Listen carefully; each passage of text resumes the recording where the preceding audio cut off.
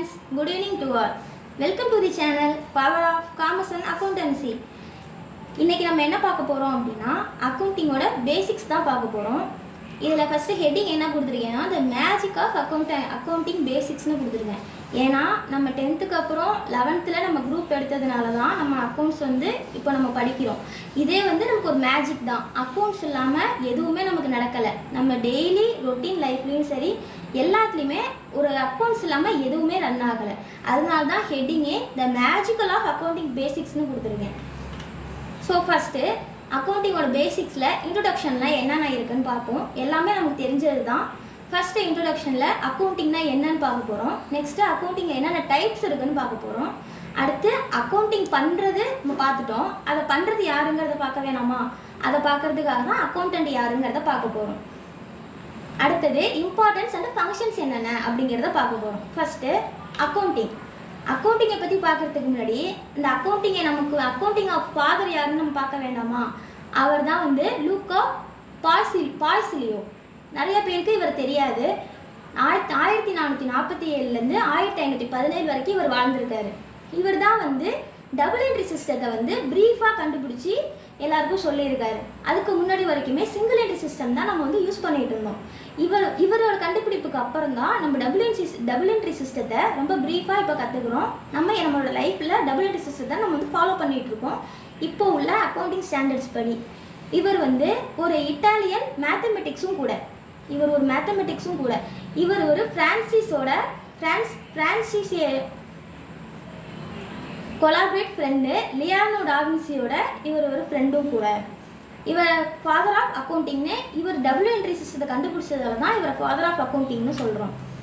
Okay, first அக்கௌண்டிங்னா என்னன்னு பார்க்கலாமா? அக்கௌண்டிங்னா நம்மளோட டெய்லி லைஃப்பில் நம்மளோட பிஸ்னஸில் தினம் நடக்கிற ஒவ்வொரு சின்ன விஷயத்துலேருந்து எல்லாத்தையுமே ப்ராப்பராக நம்ம நோட் பண்ணக்கூடிய விஷயத்தை தான் அக்கௌண்டிங்னு சொல்லுவோம். அது நீங்கள் ஒரு 10 ரூபாய்க்கு வாங்கின ஒரு பால் பாக்கெட்டாக இருக்கலாம், இல்லை நீங்கள் 10 ரூபாய்க்கு விற்ற ஒரு பொருளாக கூட இருக்கலாம். எது உள்ளே வந்தாலும் சரி, எது வெளியே போனாலும் சரி, அதை நம்ம ப்ராப்பராக நம்ம டிரான்சாக்ஷனை ரெக்கார்ட் பண்ணுறது தான் அக்கௌண்டிங் அப்படின்னு சொல்கிறோம். இந்த அக்கௌண்டிங் எதுலலாம் ரிஃப்ளெக்ட் ஆகும் அப்படின்னு பார்த்தீங்கன்னா trading and P&L account, balance sheet, அதான் நம்ம ஃபைனல் அக்கௌண்ட்டுன்னு சொல்லுவோம். Next income and cash flow ஸ்டேட்மெண்ட்லேயும் இதோட ரிஃப்ளெக்டை நம்ம பார்க்கலாம். இது மட்டும் இல்லாமல் நிறையா ரிப்போர்ட்ஸில் இதோட ரிஃப்ளெக்டை நம்ம பார்க்க முடியும். முன்னாடி பார்த்த மாதிரி நெக்ஸ்ட்டு அக்கௌண்டிங்னா பார்த்துட்டோம். அடுத்தது அக்கௌண்டிங் டைப்ஸ் பார்க்க போகிறோம். அக்கௌண்டிங் டைப்ஸ் 2 மேஜர் டைப்ஸ் தான் இருக்குது. ஒன்று ஃபினான்ஷியல் அக்கௌண்டிங், இன்னொன்று மேனேஜரியல் அக்கௌண்டிங். ஃபினான்ஷியல் அக்கௌண்டிங்கிறது நம்ம படிக்கிறது தான். Trading, P&L, balance sheet, trial balance எல்லாமே ஃபினான்ஷியல் அக்கௌண்டிங்கில் தான் வரும். இதை எதை பேஸ் பண்ணி ஃபினான்ஷியல் அக்கௌண்டிங்கை நம்ம ஃபாலோ பண்ணுறோம் அப்படின்னா அக்கௌண்டிங் ஸ்டாண்டர்ட்ஸை பேஸ் பண்ணி தான் நம்ம ஃபாலோ பண்ணிகிட்டு இருக்கோம். இதுக்கு காப்பும் நம்ம பயன்படுத்துகிறோம். Generally accepted accounting principles.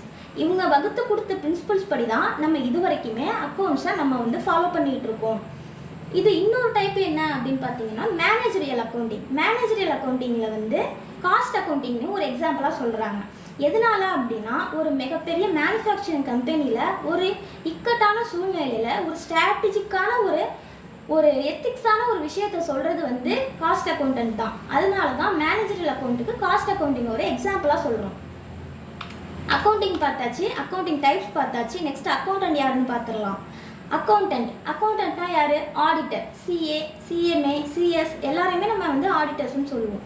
CA like chartered accountant, CMA cost accountant, CS அப்படிங்கிறவங்க கம்பெனி செக்ரட்டரி. ஒரு கம்பெனியில் இவங்க 3 பேரும் இல்லாமல் எந்த கம்பெனியுமே ரன் ஆகாது.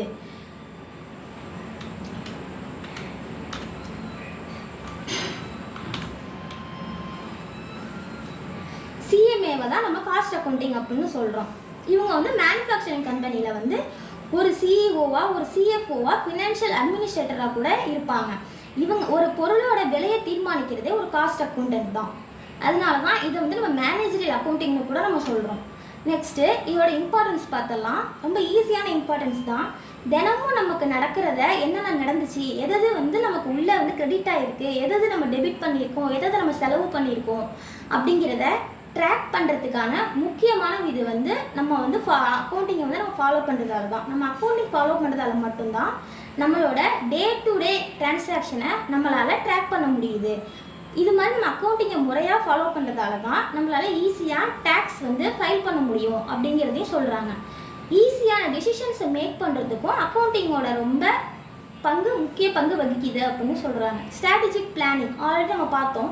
அதே தான் ஒரு கம்பெனியோ ஒரு பிஸ்னஸோ அது எவ்வளோ பெரிய பிஸ்னஸாக இருந்தாலும் சரி, சின்ன கம்பெனியாக இருந்தாலும் சரி, ஒரு முக்கியமான நேரத்தில் நம்ம எடுக்கிற முடிவு வந்து எல்லா பக்கமும் வந்து ஒரு எத்திக்ஸோடு இருக்கணும். அதுதான் நம்ம ஸ்ட்ராட்டஜிக் பிளானிங்னு சொல்லுவோம்.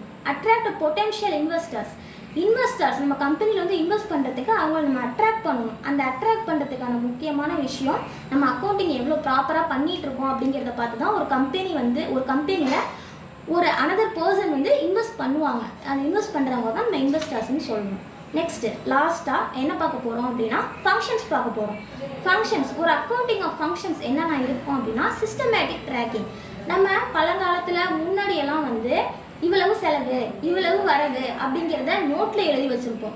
ஆனால் இப்போ எல்லாம் டபுள் என்ட்ரி சிஸ்டம் தான். முன்னாடி இருந்த வரைக்கும் சிங்கிள் என்ட்ரி சிஸ்டமாக இருந்துச்சு. சிங்கிள் என்ட்ரி சிஸ்டம் வந்து நிறையா பேருக்கு வந்து யூஸ் பண்ண முடியலை அப்படிங்கிறதுனால டபுள் என்ட்ரி சிஸ்டமாக இப்போ நம்ம முன்னாடி பார்த்த ஆத்தர் சொன்ன மாதிரி நம்ம டபுள் என்ட்ரி சிஸ்டம் அவர் கொடுத்துட்டாரு. ஸோ நம்ம அதை தான் இப்போ ஃபாலோ பண்ணிகிட்டு இருக்கோம். அதை தான் வந்து சிஸ்டமேட்டிக் ட்ராக்கிங்னு சொல்கிறோம். முன்னாடி நம்ம நோட்டில் எழுதி வச்சு பார்த்துட்டு முன்னாடி என்ன நடந்தது, போன மாதம் என்ன நடந்தது அப்படிங்கிறத நம்ம பார்க்குறதுக்கும், இப்போ நம்ம டேலியில் டக்குன்னு எல்லா என்ட்ரியும் ஏற்றி நெக்ஸ்ட்டு 10 வருஷம் ஆனாலும் அந்த என்ட்ரி நம்ம பாதுகாப்பாக வச்சுருக்கோம். அதுக்கு காரணம் சிஸ்டமேட்டிக் ட்ராக்கிங் இருக்கிறதுனால தான். Next storing. ஒரு விஷயத்தை நம்மளால் ஸ்டோர் பண்ணி வைக்க முடியுது. ஒரு 20 வருஷம் ஆனாலும் இந்த ஒரு கம்பெனிக்கு நம்ம பண்ண அக்கௌண்டிங்காக இருக்கட்டும், அவங்களுக்கு நம்ம பண்ண ஜிஎஸ்டி ஃபைலிங்காக இருக்கட்டும், இன்கம் டேக்ஸாக இருக்கட்டும், எதுவாக இருந்தாலுமே நம்ம ஸ்டோர் பண்ணி வச்சுருக்கோம் அப்படிங்கிறது வந்து அது ரொம்ப ஒரு இம்பார்ட்டண்டான விஷயம்.